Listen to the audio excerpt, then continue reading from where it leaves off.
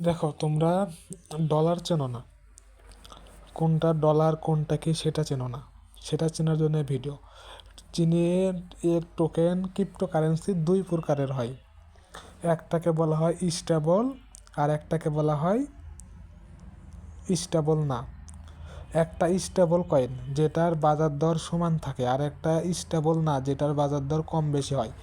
Stable coin বলতে উদাহরণ হচ্ছে ইউএসডিটি ইন্টারন্যাশনাল কারেন্সি, এটা ডলার বলে যেটাকে, আমেরিকার ডলার ইউএসডিটি। এটা এই স্টেবল যেহেতু এটার পরিবর্তন নাই, এটার সাপেক্ষে ক্রিপ্টোকারেন্সির সকল কিছু পরিমাপ করা হয়। যেমন বাংলাদেশের হচ্ছে যে ধরো যে দাড়িপাল্লার সাহায্যে কিন্তু সকল কিছু পরিমাপ করা হয়, কোনটা বেশি কোনটা কম। সেরকম স্টেবল কয়েনের সাপেক্ষে যে কয়েনগুলো স্টেবল না সে কয়েনগুলোকে পরিমাপ করা হয়। এখন ডলার হচ্ছে যে 100 সেনে হয় $1।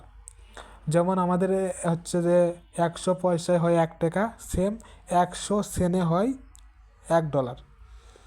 এখন হচ্ছে যে এখন কথা হলো যে আমার এখানে কত ডলার আছে। এখানে কত ডলার আছে, ডলারের চিহ্ন আছে, এটা ডলারের চিহ্ন। টাকার চিহ্ন কীরকম হয়, টাকার চিহ্ন হয় বেঁকে যায়। এটা হচ্ছে ডলারের চিহ্ন। এইটের আগে দেখো এটা ডলারের চিহ্ন, এইটের আগে সেটা হচ্ছে ডলারের চিহ্ন, ঠিক আছে। এইটের আগে সেটা ডলারের চিহ্ন। আর টাকার চিহ্নটা কেমন হয় সেটা তো তোমরা জানো, তারপরেও দেখাচ্ছি এখানে সেটিংয়ে গিয়ে কারেন্সিতে গিয়ে যদি বিডিটি করে দিই, দেখো টাকার চিহ্নটা কেমন হলো। টাকার চিহ্নটা কেমন, আগে ডলারের চিহ্ন ছিল কেমন, এটা আগে তোমাকে দেখতে হবে। এখানে টাকা আছে কিনা ডলার আছে এটা দেখতে হবে, ঠিক আছে। আবার 3 ডটে গেলাম, এখানে সেটিংয়ে গেলাম, উপরে কারেন্সিতে গেলাম, কারেন্সি ইউএসডি করে দিলাম, ঠিক আছে। আচ্ছা, এখন এখানে যদি ডলারের চিহ্ন থাকে তাহলে এখানে যদি সংখ্যা থাকে তাহলে হচ্ছে যে বুঝবা মানে $1। পয়েন্টের আগে যদি 1 থাকে তাহলে $1। পয়েন্টের আগে যদি 0 থাকে, তারপর যেটা থাকে সেটা এত সেন্ট। এটা মাথায় রাখবা। এখন কথা হলো যে আমি তোমাকে স্টেবল কয়েনটা দেখাচ্ছি। স্টেবল কয়েন অ্যাসেটে যদি আসি, অ্যাসেটে শুধুমাত্র ইউএসডিটি এটা হচ্ছে স্টেবল কয়েন, আর বাকিগুলো একটাও স্টেবল কয়েন না।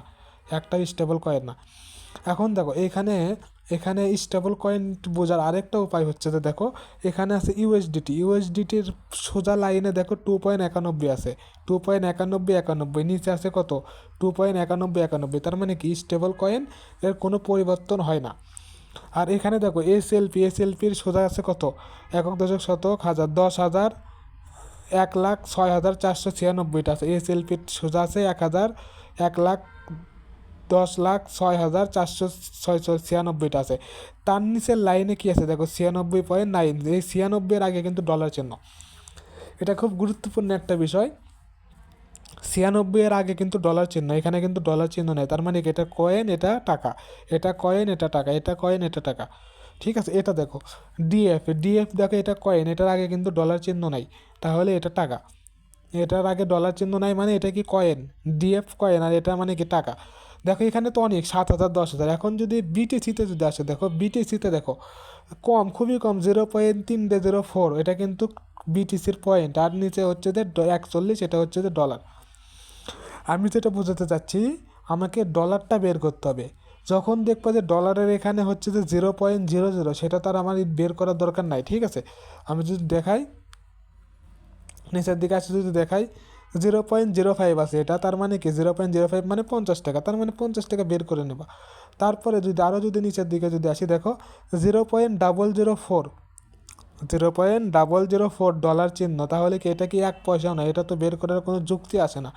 তারপরে আমি দেখাই, দেখো ভিটিএইচও, দেখো এখানে 15টা ভিটিএইচ আছে, তার দাম কত 0.001, তার মানে কি $1, তার মানে $1। তাহলে তোমাকে আমি বলছি যে ডলারগুলো নিতে, তার মানে কি আমি তোমাকে বলছি $1 নিতে, $1 নিতে বলছি তোমাকে আমি, বলো ডলারের হিসাব বোঝো। নিচের যেটা ডলার চিহ্ন সেটার হিসাবটা দেখো, $1 সমান $100। এখন আমি যদি এক অর্ধেক করি তাহলে 0.5 করি, তার মানে এটা কি 100-র অর্ধেক মানে 50, তখন $50 হবে না, কিন্তু 50 সেন্ট হবে। যদি দশমিকের আগে যদি 50 থাকতো তাহলে $50 হইতো, অবশ্যই সামনে ডলার চিহ্ন থাকতে হবে। এখন হচ্ছে যে দশমিকের পরে যেহেতু তাহলে 50 সেন্ট। এখানে যদি 2 থাকে, 0.2 যদি থাকে তাহলে 20 সেন্ট। তোমরা বিট চেন পর্যন্ত বের করবা, অবশ্যই তার আগে ডলার চিহ্ন থাকতে হবে। আমার কথা ক্লিয়ার হও, তোমরা বিট চেন পর্যন্ত বের করবা, অবশ্যই তার আগে কী চিহ্ন থাকতে হবে? ডলার চিহ্ন থাকতে হবে। ডলার চিহ্ন থাকতে হবে। ডলার চিহ্ন যদি না থাকে, ডলার চিহ্ন থাকার পর যদি 0.00 থাকে, তার মানে ওটা টাকায় না, ওটা বের করেও যা না করেও তাই। কথা ক্লিয়ার? ঠিক আছে। এখন কারেন্সিতে এখানে যদি এখানে যদি হচ্ছে যে তোমার ইয়ে থাকে, তা ডলার চিহ্ন থাকে, এখানে ইউএসডিটির ওপর চাপ দিয়ে এখানে বিডিটি করা যায় বা অন্য কিছু করা যাবে, যাই হোক করা যাবে। বোঝো ভালো করে জিনিসটা, কোনটা ডলার কোনটা ডলার না এটা বুঝতে হবে। এসএলপির ওপরেরটা টোকেন, নিচেরটা ডলার।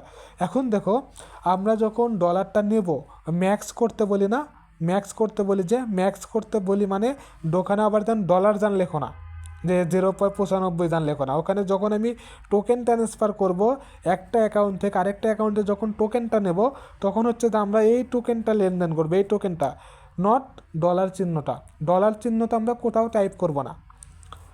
ডলার চিহ্ন আলা যেই লেখাটা থাকবে সেই লেখাটা আমরা ইউজই করবো না কোথাও, ওটা শুধু আমরা মনে মনে বুঝবো যে হচ্ছে যে এটা এটা এটা দিয়ে আমরা মনে মনে ভাববো এটা এখানে কয় টাকা আছে, এইটা কয় টাকা, সামান্য টাকা নেব কি নেব না, আমরা এটা ডলার চিহ্ন দিয়ে বুঝবো। বাকিটা টোকেনটা আমরা যখন লেনদেন করব তখন টোকেনটা আমরা লেনদেন করব। ঠিক আছে, বোঝো। গালা আছে কত? 5,743টা, তার বর্তমান বাজার টাকা 43 ডলার। এই জিনিসগুলো খুব বুঝতে হবে, খুব নিখুঁতভাবে বুঝতে হবে জিনিসগুলো। আজকে হচ্ছে যে তুমি ইউএসডিটি নিছো কত? 0.000000, তার মানে কি 1 পয়সাও না। এটা তো বের করার কোনো দরকারই নেই যে এটা কি $1 না সেন, কিচ্ছু তো না, $1ও সেনও না, তাহলে এটা বের করছো কেন বলো? ইউএসডিটির জায়গায় যদি অন্য কোনো টোকেন থাকতো, সেখানে যদি ডলার চিহ্নওয়ালা যদি অ্যাকাউন্টে ডলারের পাশে যদি ডলার চিহ্নের পাশে যদি টাকা থাকতো, তাহলে আমরা নিতাম, নাহলে কিন্তু আমরা নিতাম না। এইগুলো যে নিছো জেটএক্সপি, এটার আগে কিন্তু এটা কিন্তু টোকেন, এটা কিন্তু জেটএক্সপি কিন্তু টোকেন, কিন্তু আমাকে দেখতে হবে জেটএক্সপির নিচে কত ছিল ডলার চিহ্নটা, এটা বুঝতে হবে।